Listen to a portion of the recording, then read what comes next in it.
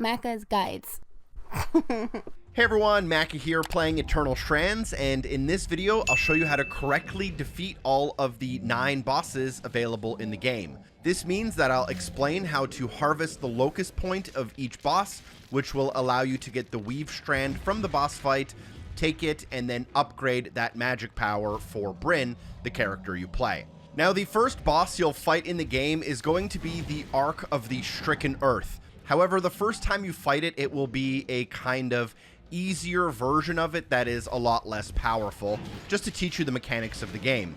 But as you progress through the game, you will fight it again a second and third time, and you'll want to harvest a Locus point in order to upgrade the Ensnaring Blast, which is the ability that this epic foe has. Luckily, this is explained a little bit in the tutorial and is one of the easier fights in the game, as it is one of the first fights you'll do. All you have to do is take off the armor from the top of the foe. And there's basically 6 rivets. There are 2 on each shoulder pad and then 1 underneath that shoulder pad. Taking off all 6 of those reveals the Locus point on its chest, which you can then harvest. You can also attack the armor itself, but you won't do much damage to it. You can use ice in order to make that armor more brittle, but the fastest way will be to climb on it, take off the 6 rivets near the top of the enemy, and then harvest it. And the resource reward is Sovereign Entrium. Now for me, the second boss I fought was the Ashpeak Drake. Although you may fight a different one, feel free to scroll through the video in order to learn more about the boss you're actively fighting. And for the Ashpeak Drake, this one took me a fair while to figure out. The first thing you want to do is you want to make sure that you use your Flame Shroud Vial, which protects you from heat damage if you've unlocked that as a part of the main story. You can also use ice and ice abilities in order to cool down the world around you to not take as much heat damage. Having armor with high heat resistance will also help. Then what you want to do is attack the Ashpeak Drake on one of its 2 wings, but do not attack both, as this could make it harder to harvest it later.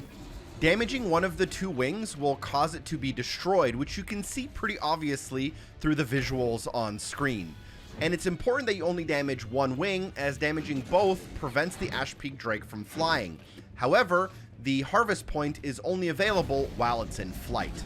After damaging one and only one wing, you want to mount the Ashpeak Drake on the head and take the horns off of the head and neck. There will be 2 on the head and 2 on the neck, and they will drop horn fragments as you do that. This is the next step to opening up the Locus point. Getting a direct hit on the horn will cause it to kind of blink white, letting you know that you're doing it correctly. Once you take off all of the horns, you will open up that Locus point, but you'll only be able to harvest it while the Ashpeak Drake is in flight. And you'll only be able to harvest it while in flight if one of those wings is damaged, as it does a barrel roll if both of the wings are intact.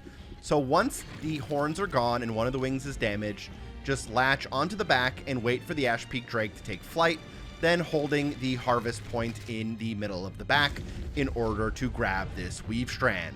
The Weave Strand is called the Dragon's Breath, and the legendary resource it drops is the Dragon Scale.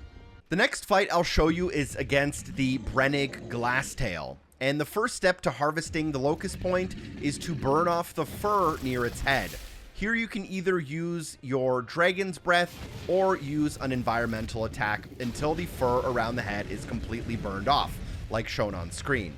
Now, the Brenning Glasstail is an ice enemy, so having high ice resistance is useful. Using your Frost Shroud Vial is also going to be very useful from protecting you against the cold. And you can give yourself a decent advantage by fighting this monster during a drought. Now, you don't have to do it technically in order, but another step is to take off all of the ice crystals on its body, and attacking them will drop black shard crystals onto the ground. There are a couple of tricky ones as well, including on the chin and on the head. There's usually a couple along the back and tail, and there are definitely a few that are going to be located kind of on its elbows, on its arms. And you're just going to want to take them out kind of one by one. Take your time moving around the body and open it up for the harder ones first, just so you can not have to worry about them later. The hardest ones are definitely going to be the ones on the head. You can even use your ice attacks to kind of freeze it into position occasionally, which will be pretty helpful. But your next step is to take care of all of the black shard crystals on its body. Only after you've burned the fur around the head and knocked all of the crystals off the body should you now try to bait the Glasstail into a mid-ranged attack, where it tries to dive into you and basically catch you in its mouth. Once this attack happens, you have to dodge. It'll bonk its head off of the ground, causing it to get dazed and confused, opening it up for you to be able to climb on its back and easily harvest the Locus point, which is now opened up while it doesn't move. This enemy gives you the Ice Wall Weave Strand as well as the Glasstail Fur legendary resource. The next enemy we'll talk about in this video is the Highland Iceclaw, which is another flying creature, and the mechanics work a little bit similarly to the Ashpeak Drake we talked about earlier. Now, the Locus point is only available on this creature while it's in flight, but if you try to harvest it while it's flying, it'll do a barrel roll and very quickly knock you off. It also loves to stomp on the ground, so keep that in mind. You want to start off similar to the Ashpeak Drake by attacking only one of the wings. You should see a pretty obvious visual indication that the wing has been damaged, and do not damage the other wing as it will stop flying completely. Now, damaging one of the wings prevents the Highland Iceclaw from doing a barrel roll while you're on its back, which will help you harvest it. However, it loves to stomp its feet, which is how it's going to knock you off if one of the wings is damaged. So the second step after the wing is to damage both of its feet or both of its claws. And when you do damage the claws, you will notice another visual effect take place where they look like they are cracked stone. That means that they are damaged, and you want to do it to both of the feet. As you see on screen, you can try to use something like an ice wall to pin it down, or you can try to use heat in order to unfreeze the area around you. I wouldn't recommend heat though, as it does make the resources gathered from the Iceclaw worse. It will burn some of the feathers that it would drop normally if you use fire. With one of the wings damaged and both of the feet damaged, you can climb on its back, it should fly away, and you should be able to safely harvest that Locus point. The resource dropped is Iceclaw Full Grain, and the Weave Strand is the Frost Mine, which I found incredibly useful. Next up, we have the Arc of the Living Flame boss. This one took me quite a while to figure out. It is obviously a flame boss, so that means that you're going to want to keep the world cold. You can also get a lot of heat-resistant armor, and you may want to use your Flame Shroud Vial. And what you're going to have to do is start by attacking some of the circular points on its body. The two easiest ones you can go for first are located kind of on the back of the knees. There will be a small plate that you can knock off, and then under that plate you can find refined serenite. Knock off both of the pieces on the back of the legs, and the next piece you can easily go for is right in the middle of the chest. Also knock off the plate, and then knock out the refined serenite. You can also use your grasp ability to pull the covers off if you can't reach them. Another one you can grab is on the left arm, somewhere near the elbow. This one again has a plate and then a piece of refined serenite inside. I was able to knock off the protective cover, but I didn't get the serenite in time. So what I did was I used my bow in order to take it out from a long distance. You can also use your Weave Strand here in order to throw back some of the molten barrage that it does. This will heat up some of the armor, which does leave it vulnerable to attack, but we don't actually have to damage the boss all that much. We're just going after these focal points in order to make the boss battle go as quickly as possible. The final thing you want to grab off of the boss is located on the staff itself at the very top. Here you see me climbing to the top and using my sword to break it, and this will extinguish the flame on the top of the boss. Once the flame is extinguished, the Locus point is revealed and the boss can be harvested. This turns a fight that could last 10 or 15 minutes into a few minutes affair, and the ability here is the Ember's Servant, and the legendary resource is the Cinder Infused Linen. Next up, we have the Rehnland Sledgewyrm, which is one of the easiest bosses to harvest in the game. As you attack it, you may notice some of these frills along its body that also tend to glow when it's trying to fling things at you. And all we need to really do is to take care of all of these frills. As you attack them, they will make barb cloth, which can be a pretty useful resource in the early game. So it's a great way to get a lot of resources very quickly. You'll also get some iron heart crystals as well. And importantly, I would highly recommend leaving the frills on the tail for last. This makes the fight more manageable, and once you actually can get the Locus point itself, you'll be in the correct place to do it. When it does start attacking with the kind of kinetic energy, it is useful to take a little bit of a step back and reapproach the boss from a different angle, just to save yourself from overhealing too much.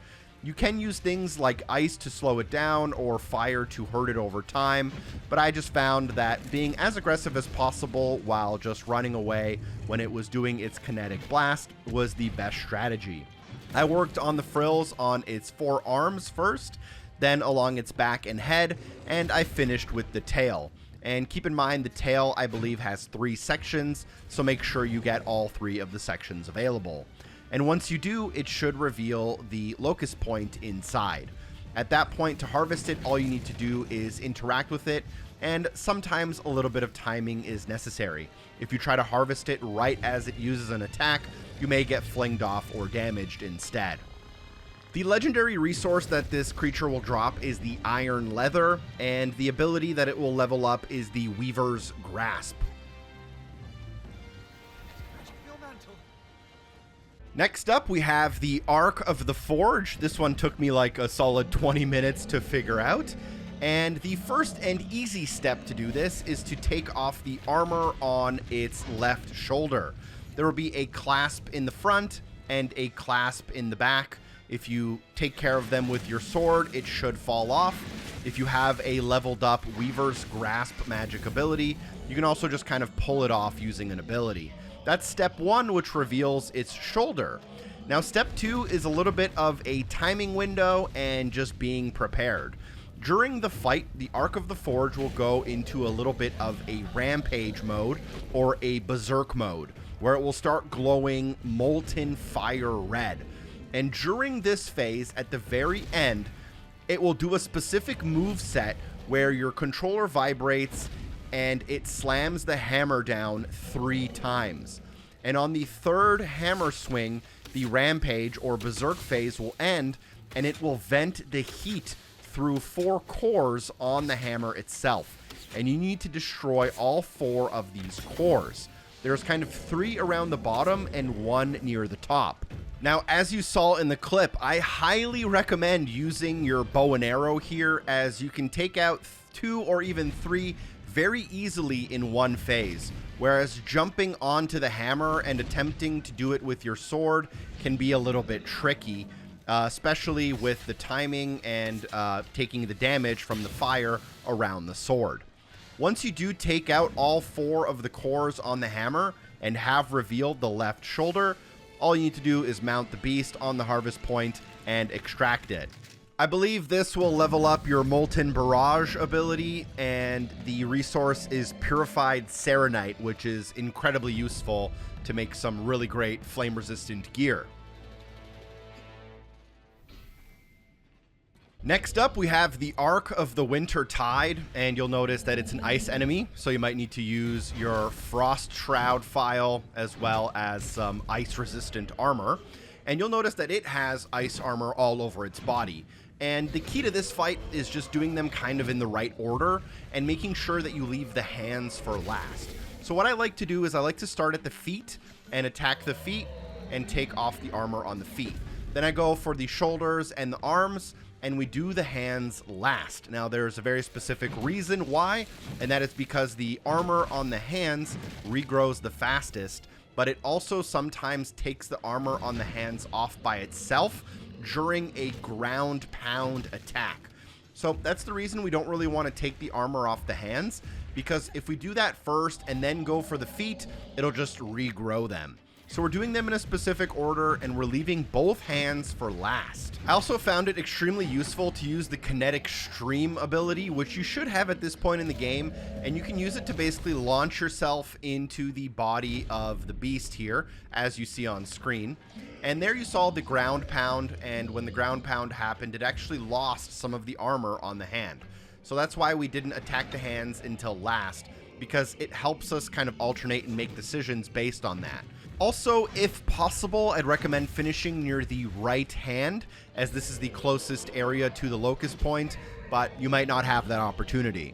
Once all of the armor is taken care of, though, that Locus point should be harvestable. You can either use a kinetic stream to jump up there or just climb the beast, and doing so will allow you to end the fight. This beast drops Stenic, which is one of the best resources in the game, and unlocks the Winter Gauntlet Strand, which I didn't personally find very useful.